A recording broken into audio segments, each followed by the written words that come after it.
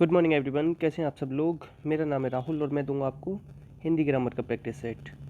सुबह के बज रहे होंगे 7। इसमें हम देते हैं आपको कुछ ट्रिक्स, कुछ एक्सपेक्टेड क्वेश्चंस और साथ में ही हम आपको बताते हैं कि कैसे इस क्वेश्चंस का ऑपरेशन करना है। Operation in the sense of deeply explain कैसे करना है किसी चीज़ को। मतलब चारों ऑप्शन जो होंगे ना, उन्हें बहुत हद तक हम समझाने की कोशिश करेंगे आपको। ठीक है, पहले क्वेश्चन से स्टार्ट करेंगे। पहला क्वेश्चन है, इसमें से मिश्र वाक्य कौन सा है पूछ रहा है। मिश्र वाक्य से पहले ये समझ में आना चाहिए आपको कि वाक्य के भेद होते हैं दो तरीके से। अर्थ के आधार पर होते हैं, तो अर्थ के आधार पर तो होते हैं आपके 8 प्रकार के। दूसरे होते हैं रचना के आधार पर, वो होते हैं 3 प्रकार के, सरल, संयुक्त, मिश्र। तो ये उसी में से बना है क्वेश्चन। क्वेश्चन देख के ये समझ में आना चाहिए किस टॉपिक का है। ठीक है, तो देखो ये जो आया ना बीच में की या जो सो, ये कभी आ जाए ना तो ये क्या होता है, मिश्र। तो आंसर तो मिल गया ये। ठीक है, दूसरी बात, किंतु परंतु और एवं इसलिए वरना ये आ जाए तो ये होता है संयुक्त। और बाकी अगर एक ही क्रिया हो, एक ही उद्देश्य और एक ही विधेय हो, तो ये दोनों क्या हो जाएंगे, ये दोनों हो जाएंगे सरल। आंसर क्या हो जाएगा इसका, आंसर हो जाएगा इसका ए, ये वाला हो जाएगा आंसर। ठीक है, याद रखना। नेक्स्ट, चोर ने धन के लिए धारदार हथियार से व्यवसायी की गर्दन धड़ से अलग कर दी। इसमें कारक बताना है। कारक कितने होते हैं आपके हिंदी में, 8। ठीक है, ये चीज़ को आप बिल्कुल अच्छे से ध्यान रखेंगे। संस्कृत या तत्पुरुष समास में पूछ ले तो 6, और आपके किस में जो ऐसे समझें कि सर्वनाम में कितने कारक चिन्हों का यूज करते हैं ये पूछ ले तो 7। 6, 7, 8 अलग अलग तरीके से आंसर देने होते हैं इसके। ठीक है, अब देखो इसमें कई सारे कारक चिन्ह हैं और इसमें से कौन सा कारक चिन्ह का प्रयोग नहीं हुआ है वो बताना है।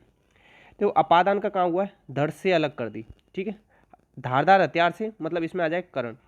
संबंध के लिए क्या आएगा, काकी के। ठीक है, तो इसमें किसका प्रयोग नहीं हुआ, अधिकरण। अधिकरण में क्या आता है, मैं, पे, पर। कर्ता ने, ये कौन सा हो जाएगा, कर्ता ने। कारक चिन्ह को परसर्ग भी कहते हैं, याद रखना। और ये क्या आ जाएगा, संप्रदान के लिए। ठीक है, तो इसमें कितने कारक चिन्ह, 1, 2, 3, 4, 5। क्वेश्चन ये भी बना सकता था कि कारक चिन्ह कितने हैं इसमें, तो आपका आंसर क्या आता है, 5। इसमें किस कारक चिन्ह का यूज नहीं हुआ है, अधिकरण का। कारक चिन्हों की टोटल संख्या क्या है हिंदी में, 8। कारक चिन्ह को क्या कहते हैं, परसर्ग। इतना याद रख लेंगे, नंबर पूरा मिलेगा। नेक्स्ट, करण तत्पुरुष कौन सा नहीं है। करण का मतलब क्या होता है, करण से मतलब जुड़ाव आएगा। ठीक है, मन से माना मतलब मन से जुड़ा हुआ।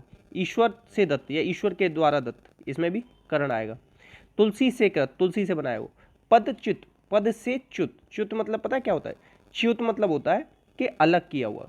ठीक है, तो पद से च्युत। ठीक है, आंसर क्या हो जाएगा, 4, क्योंकि अलग में क्या आता है, अलगाव। अलगाव में क्या आता है, अलगाव। अपादान तत्पुरुष होगा ये डी में। ठीक है, याद रखना। और समास पदों की प्रधानता के आधार पर 4 प्रकार का, अर्थ के आधार पर 6 प्रकार का। ठीक है, इस चीज़ को भी याद रखेंगे। नेक्स्ट, अब इसमें ये पूछ रहा है अर्थभेद की दृष्टि से कौन सा इसमें सही है, सही पूछ रहा है। देखो ये ग्रह जो होता है ना, ग्रह का मतलब होता है नक्षत्र, और इस ग्रह का मतलब होता है घर, तो इसने आगे पीछे कर रखे हैं, इसलिए ये गलत है। अब देखो अवधि, अब एक चीज़ याद रखना, जितनी भी भाषा होती है ना उन पर बड़ी ई की मात्रा आती है। अब जैसे इसने अवधि लिखा है ना, ये एक भाषा है। जैसे मैंने बोला अंग्रेजी, अंग्रेजी बड़ी की मात्रा आ रही है। गुजराती बड़ी मात्रा आ रही है।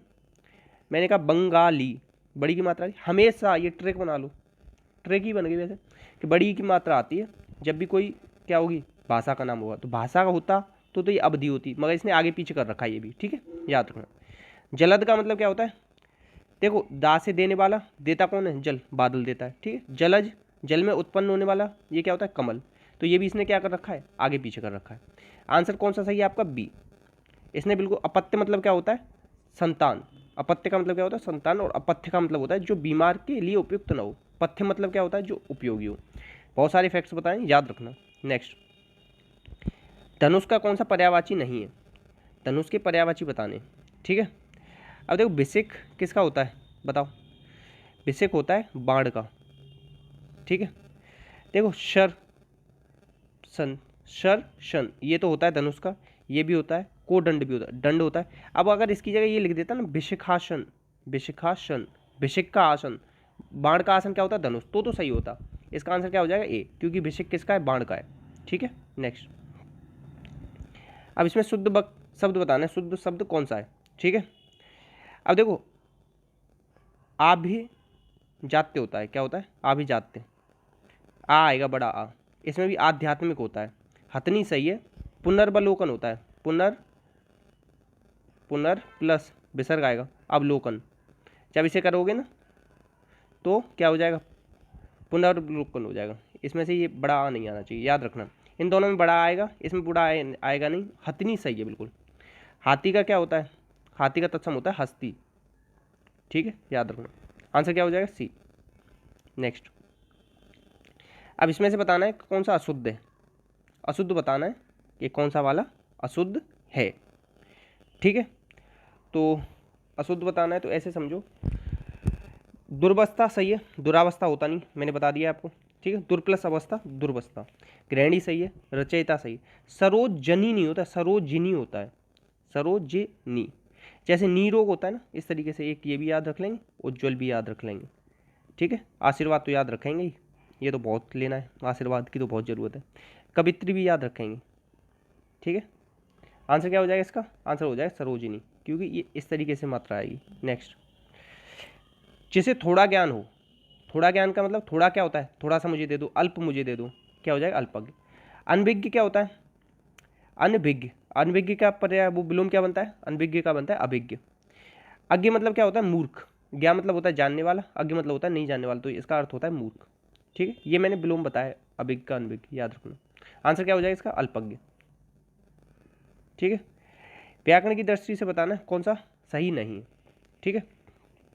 देखो सीधे बता देता हूँ, परशुराम की क्रोधाग्नि से सभी आतंकित थे, आतंकित थे या भयभीत थे, बिल्कुल एक ही शब्द है, सही है, ये भी सही है, ये भी सही है। अब इसमें देखो यत, सदैव, सदा, धन एव और ही, या तो ही एव लगाओ या ही। वह सदा ही सत्य बोलता है, मतलब सदैव मत करो, वो सदा ही सत्य बोलता है, ये सही हो सकता है। या कैसे सही होता है, वह सदैव सत्य बोलता है, फिर ये या तो ही हटा दो या एव हटा दो, कोई एक रखना पड़ेगा। तो आंसर क्या हो जाएगा इसका, सी हो जाएगा। इसमें यह शुद्ध है।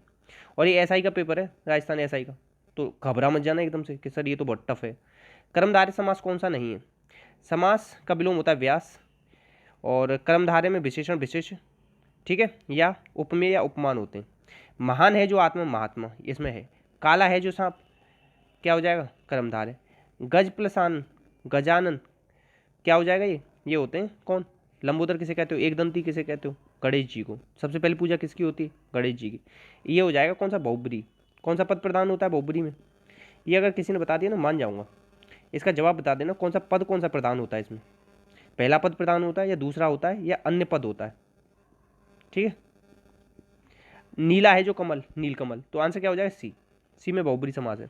ये बता के दिखाना कोई बहुब्री में कौन सा पद है प्रधान, ठीक है। नेक्स्ट, पूर्णताबोधक पक्ष बताना है। देखो अगर आपने बिल्कुल नहीं पढ़ा ये पूर्णताबोधक क्या होता है, तो एक चीज़ समझो, खाते हैं, करता है, लिखता है, ये तो एक तरफ चल रहे हैं। रुक गई है, अब बरसात रुक गई है, पूर्ण मतलब हो गया, पूर्ण मतलब बरसात रुक गई, काम पूरा हो गया, काम खत्म। आंसर क्या हो जाएगा, ए। ये अलग चल रहा है, ये तीनों ताहे ताहे ताहे, ये अलग चल रहा है, इस तरीके से निकाल लिया करो, बिल्कुल मत पढ़ो इसे। तीन एक जैसे जा रहे हैं, एक जैसा जा रहा है, तीन पॉजिटिव एक नेगेटिव लगा दो, वही सही होगा 99%, जब ना आ रहा हो। ऐसा नहीं कि हर क्वेश्चन में ये करने लग जाओ।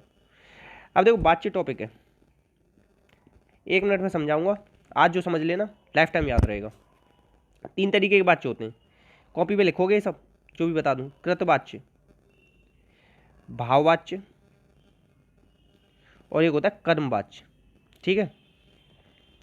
कृतवाच्य में क्या आता है, ने, ठीक है, ने आएगा। अगर के द्वारा या से द्वारा या से ये आ रहा है, तो वो अगर के द्वारा या से द्वारा आ रहा है तो या तो वो कर्मवाच्य होगा या भाववाच्य होगा।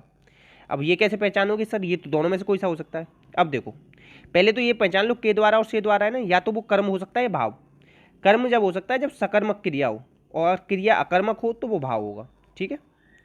अगर से द्वारा या के द्वारा नहीं है, या तो कुछ भी नहीं आ रहा या केवल ने आ रहा है, तो वो कृतवाच्य होगा। समझ में आ गया। अब मैं प्रयोग करके बताता हूँ। छात्रों द्वारा, इसमें कृतवाच्य ढूंढना है। कृतवाच्य में या तो ने आएगा या कुछ नहीं आएगा। अब यहाँ द्वारा आ गया तो ये तो कर्म या भाव में जा सकता है, तो ये तो होगा नहीं। छात्रों से आ गया, से किस में आता है, कर्म या भाव में आता है, ये होगा नहीं। द्वारा आ गया, द्वारा इनमें आता है, ये होगा नहीं।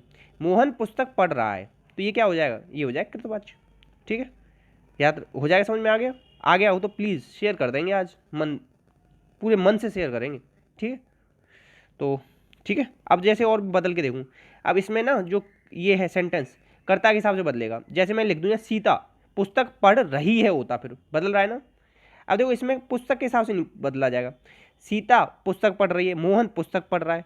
तो यहाँ जिसके हिसाब से नहीं बदलता वो नहीं होता, जिसके हिसाब से बदल जाता है वो होता है। यानी तो वो भी ना समझ में आ रहा हो तो ये जो ट्रिक बताई है ना मैंने, ये 4-5 चीज़ें इन्हें याद कर लेना, लिख लेना कॉपी में। फिर भी ना समझ में आ रहा हो तो कमेंट बॉक्स में लिखना। नेक्स्ट, इसमें विदेशी मूल का कौन सा नहीं है? देखो, चाय किसका है? चाय, चीनी, लीची, चाउमीन, ये सब किसके हैं? चाइनीज़ भाषा के। तम्बाकू किसका है? पुर्तगाली का है। स्पेनिश का भी है। तो कभी डायरेक्टली नहीं पूछेगा। इसके रिलेटेड ना बहुत सारे मतभेद हैं तम्बाकू के, मतभेद किस किस में, यहाँ तक कि जो है ना कामता प्रसाद गुरु जी, उन्होंने ही हर जगह अलग अलग दिया है इसे, जो इनका हिंदी ग्रंथ है उसमें। ठीक है, तो ये डायरेक्टली नहीं पूछा जाएगा, और अगर पूछा जाए और उसमें पुर्तगाली दे रखा हो तो पहले नंबर पर पुर्तगाली लगाया। ठीक है, अब देखो इसमें से कौन सा विदेशी मूल का नहीं है? तो ये तो है, ये है। अब कायल या विज्ञापन, विज्ञापन या कायल। कायल मतलब क्या होगा? कायल किस भाषा का है बताओ? कायल है आपका किसका? ये भी अन्य किसी भाषा का, विज्ञापन नहीं है। इसमें आंसर क्या है? आंसर है इसका डी। अगर ये कायल आपको पता हो ना तो आप बता देना किस भाषा का है। आंसर इसका डी है। ठीक है, आंसर की से बता रहा हूँ मैं आपको। नेक्स्ट, कलई खुल्ला मुहावरे का भावार्थ। मुहावरे क्या होते हैं? लक्षणा शब्द शक्ति होती है। शब्द शक्ति कितने प्रकार की होती है? 3, अभिधा, लक्षणा, व्यंजना। ठीक है, मुहावरे किस भाषा के हैं? अरबी। अरबी के क्या होते हैं? अरबी के तो बहुत सारे होते हैं, जैसे कि एग्जाम्पल देना चाहूँगा मैं, किताब, जैसे कि कलई खुलना। तो कलई खुलने पे थे हम, ये मुहावरा बता दिया था मैंने। कलई खुलने का मतलब होता है रहस्य प्रकट हो जाना। नेक्स्ट, इसमें बताना है कि किसकी संधि विच्छेद गलत है। ठीक है, तो देखो ये सही है, ये सही, ये सही, ये सही है। अब देखो, प्रतीक्षा या यथेष्ट, प्रतीक्षा में आता है ईक्षा। ठीक है, याद रखना क्या आएगा प्रतीक्षा में? ईक्षा। ठीक है, आंसर क्या हो जाएगा इसका? ए गलत है। देखो, मध्वरी, मधुधनरी, पावक, पौधन अक। ठीक है, ये सही है आपका, ये सही है। ठीक है, अब इसमें कहाँ है? ईक्षा। ईक्षा में बड़ी ई आती है, प्रतिधन ईक्षा, प्रतीक्षा। नेक्स्ट, अब इसमें से बताना है अर्धविराम कौन सा है। देखो, विराम ना 4 प्रकार के होते हैं। विराम चिन्ह नहीं कह रहा, केवल मैं विराम की बात कर रहा हूँ, ये चीज़ याद रखना। विराम चिन्ह तो 20 है हिंदी में, पूर्ण विराम हिंदी का है, बाकी 19 इंग्लिश के। अब इसमें अर्धविराम का है ऐसे और इस तरीके से, ये हो गया अर्धविराम। अल्पविराम कहे तो इस तरीके से, उपविराम कहे तो इस तरीके से, पाद चिन्ह कहे तो इस तरीके से। ठीक है, इन चीज़ों को याद रखेंगे। नेक्स्ट, इतने ही क्वेश्चन थे, तो बाकी शेयर कर देना, ये जिम्मेदारी आप लोगों के ऊपर छोड़ता हूँ। PDF डाउनलोड करनी हो तो Rahul Pandey official telegram channel है, वहाँ से कर लेना। बाकी अपनों का ध्यान रखना। सबसे बड़ी बात है हंसते रहना, मुस्कुराते रहना। आधे लोग तो इसी कन्फ्यूजन में होंगे, मतलब रह जाएंगे तुम्हें देखकर, अगर हंसोगे और मुस्कुराओगे कैसे, खुशी किस बात की है, और मज़ा उसी में कि सामने वाला कंफ्यूज हो जाए आपको देख के। ठीक है, बहुत अच्छा लगा क्लास पढ़ा के। Bye bye.